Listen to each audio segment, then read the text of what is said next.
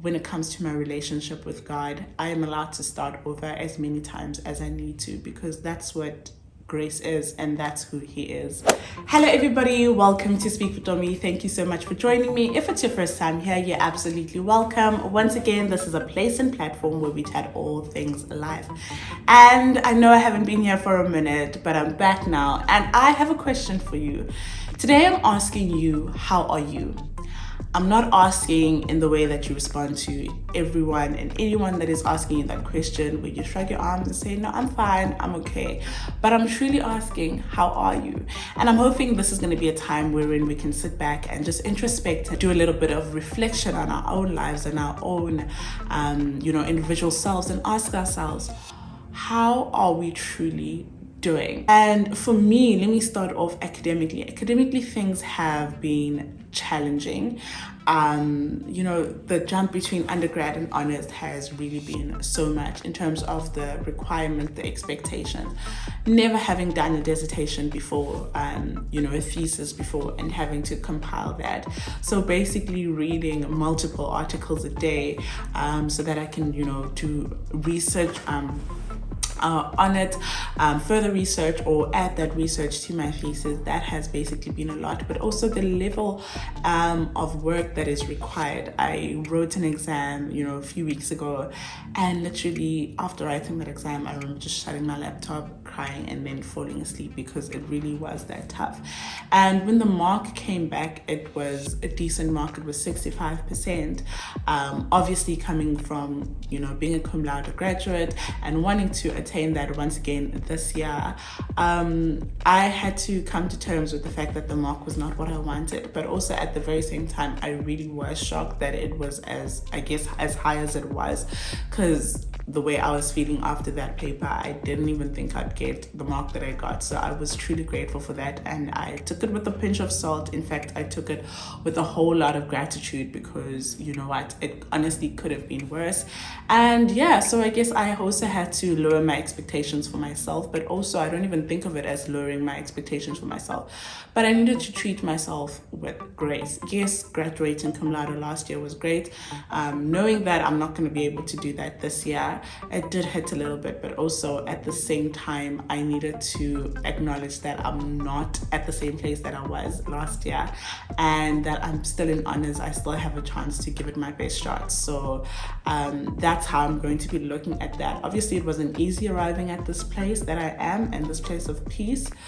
But as I mentioned, things could honestly be worse. So I'm just, taking a gratitude step forward. And moving on to physically and mentally. Physically and mentally, things have also been a challenge, because let's start with mentally. Mentally, as I mentioned, with academics being as tough as they are, I start to question things like, am I good enough? And this coupled with the fact that I need to start applying for the master's program, just having to consider the fact that, have I done enough? Am I doing enough currently to, get into masters? And just a little bit of a background into the master's programs in South Africa is that they take between, most varsities, between 6 and 10 people for that year. So the possibility of you not getting in is like 90%, there's like a 10% chance that you get in. And you start to question, like, will I get in? Have I done enough? And why, if I do get in, then why have they selected me over somebody else? Or surely there are other people that are doing better than me. Should I even apply? What is the whole point? And that's just the thought process that I was in, that I need to get myself out of. And at the end of the day, I'm still applying. I'm applying to as many places as possible, doing the best that I can, writing up my CV, showcasing all of the things that I've been involved in and done. And it was a great moment for me, because I was able to actually sit and reflect, to be like, there's so many things that I've done that I was able to put on my CV that hopefully are going to be working in my favor. But even if I don't get in, it doesn't take any of those things away from me. Like, I still graduated undergrad. I'm still an honors student. This is still what I want to do with my life, So yeah, it's just been difficult, and my self-esteem has taken a bit of a knock, but I do still feel that there's hope, and it's not the end of the world ultimately. Physically, things have also been a challenge. I have gained a lot of weight, and it's been tough also, once again, as self-esteem is concerned, simply because now I have to look in the mirror and I'm not 100% happy with what I see half of the time. So that has also been difficult, especially when clothes don't fit, or you have a certain outfit planned out and it doesn't exactly, come together, but you just need to make a way. So yeah, that has been hard. And I think for me, the hardest was walking into a store thinking, okay, I've gone 2 sizes up, that should fit me, and then it still doesn't fit, and then I end up just putting the item back and not taking it. But nonetheless, I'm so grateful to be in a body that is physically functioning. I did go to the doctor's office at the time, and she said, let's just try to balance your hormones for the next 6 months and see if that's going to be helping me with weight loss, because that could be the reason why my body is just refusing to lose weight. We did some blood tests, and my thyroid function came back good, meaning that my metabolism is working the way that it should be. So just gonna go back to the drawing board, go back to eating properly, exercising, intermittent fasting, calorie counting, and all of that, and we'll definitely keep you up to date with that. And I know that's one of those challenges where I know I'm not the only one. So yeah, if I quit now, it's definitely not going to get me the results that I'm looking for. So I cannot quit, and I'm not going to quit. So yeah, we just keep pushing.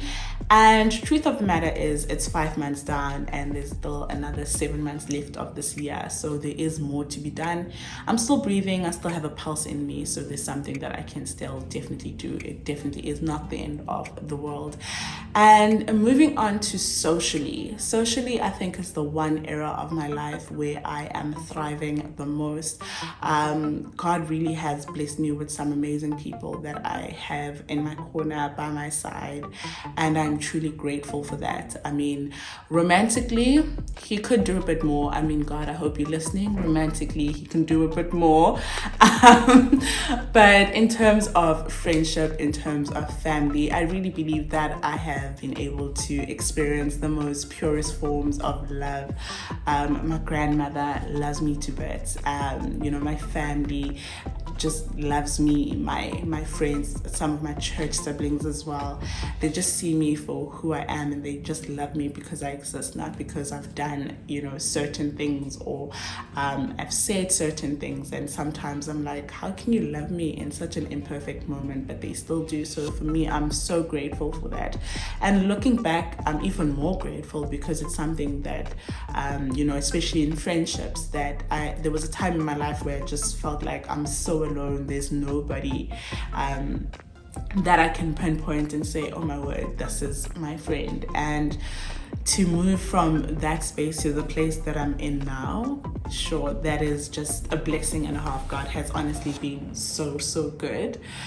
However, once again, spiritually, I think there's a lot of work to be done, simply because I've honestly I feel that I've moved from that place of peace, the spiritual peace that you have when you know that you are not only doing things God's way, but you are abiding in who God is and hearing his voice. I really feel that I've sort of distanced myself from that.